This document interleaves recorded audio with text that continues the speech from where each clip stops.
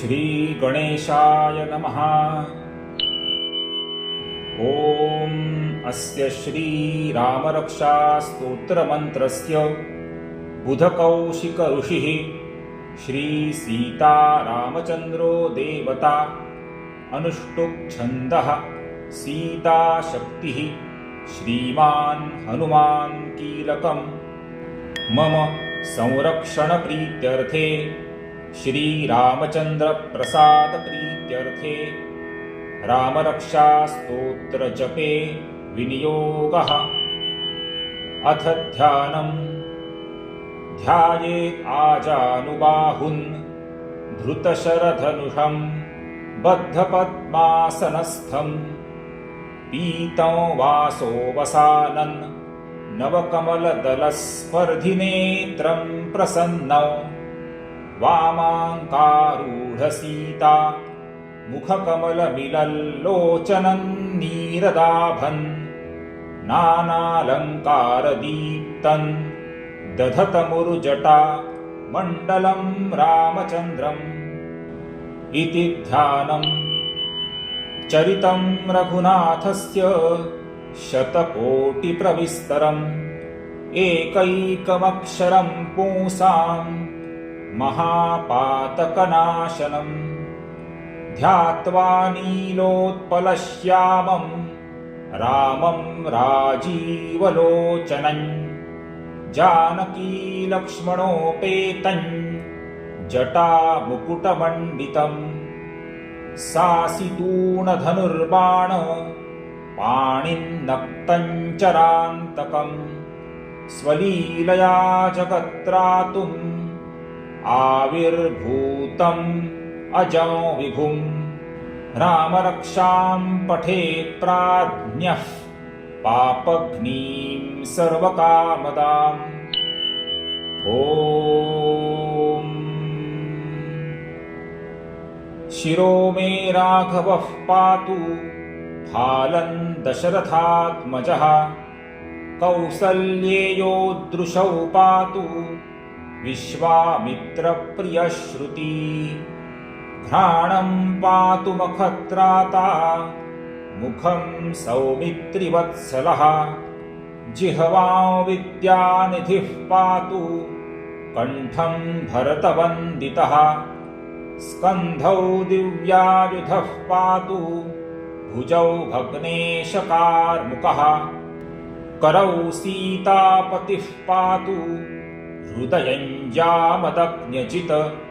मध्यं पातु खरध्वंसी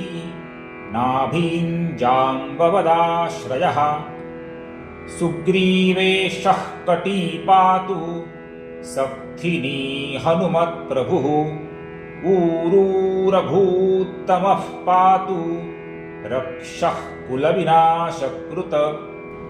जानुनी सेतुकृत् पातु जङ्घे दशमुखान्तकः पादौ विभीषणश्रीतः पातु रामोऽखिलं वपुः एतां रामबलोपेतां रक्षां यः सुकृती पठेत् स चिरायुः सुखी पुत्री विजयी विनयी भवेत्। पातालभूतलव्योम चारिणश्छद्मचारिणः न द्रष्टुमपि शक्तास्ते रक्षितं रामनामभिः रामेति रामभद्रेति रामचन्द्रेति वा स्मरन् नरो न लिप्यते पापैर्भुक्तिं मुक्तिं च विन्दति जगज्जैत्रैकमन्त्रेण रामनाम्नाभिरक्षितं यः कण्ठे धारयेत् तस्य करस्थाः सर्वसिद्धयः वज्रपञ्जरनामेनै यो रामकवचं स्मरेत् अव्याहताज्ञः सर्वत्र लभते जयमङ्गलम् आदिष्टवान् यथा स्वप्ने रामरक्षाम् इमां हरः तथा लिखितवान् प्रातः प्रबुद्धो बुधकौशिकः आरामः कल्पवृक्षाणां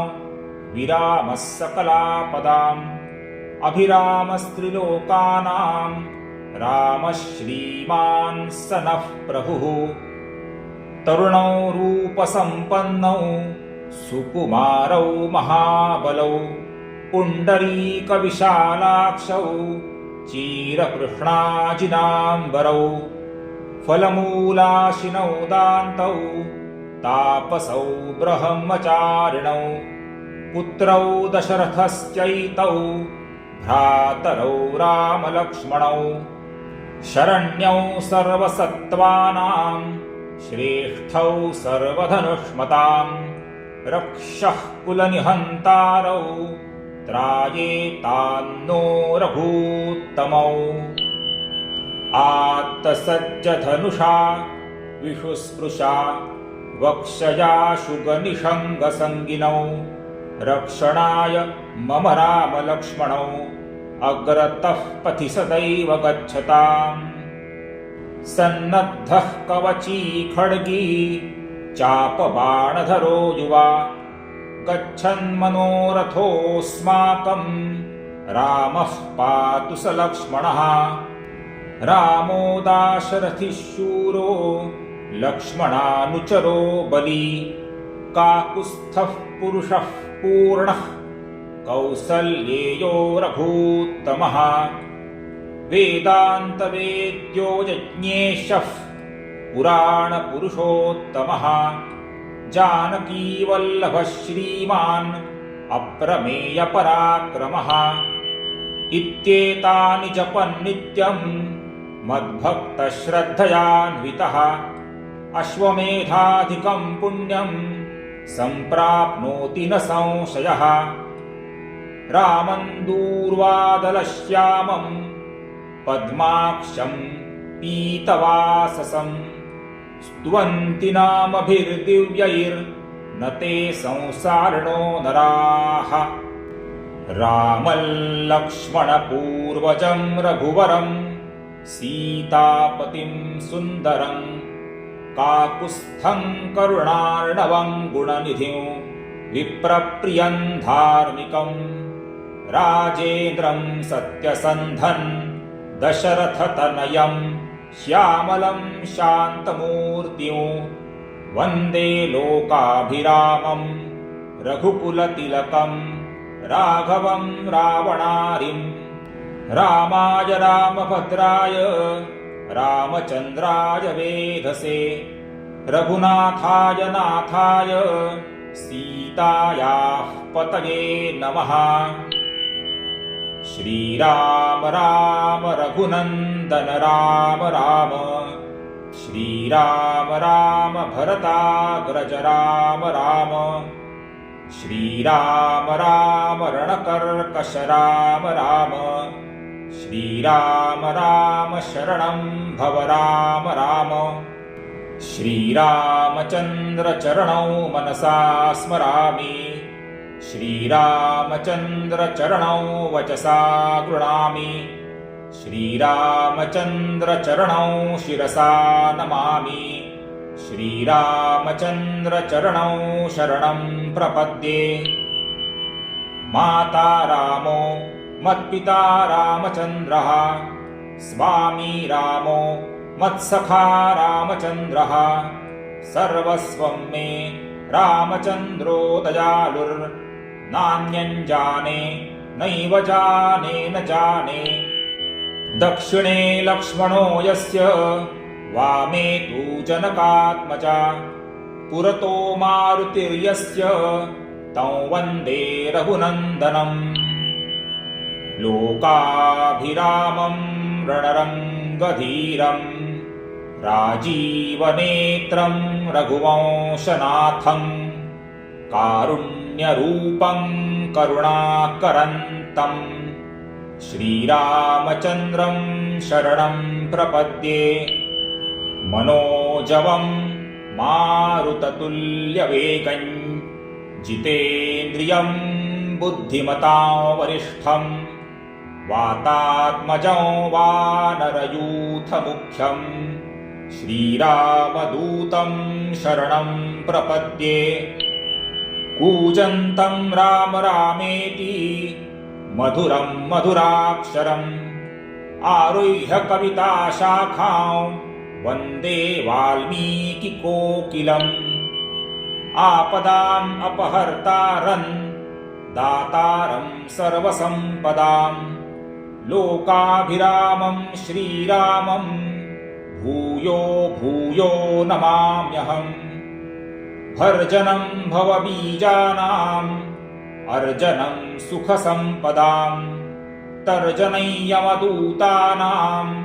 राम रामेति गर्जनम् रामो राजमणिः सदा विजयते रामं रमेशं भजे रामेणाभिहता निशाचरचमू रामाय तस्मै नमः रामानास्ति परायणं परतरं रामस्य दासोऽस्म्यहम् रामे चित्तलयः सदा भवतु मे भो राम माम् उद्धर राम रामेति रामेति रमे रामे मनोरमे सहस्रनाम तत्तुल्यं राम नाम वरानने श्री सीतारामचन्द्रार्पणमस्तु श्रीकृष्णार्पणमस्तु शुभं भवतु श्रीरस्तु।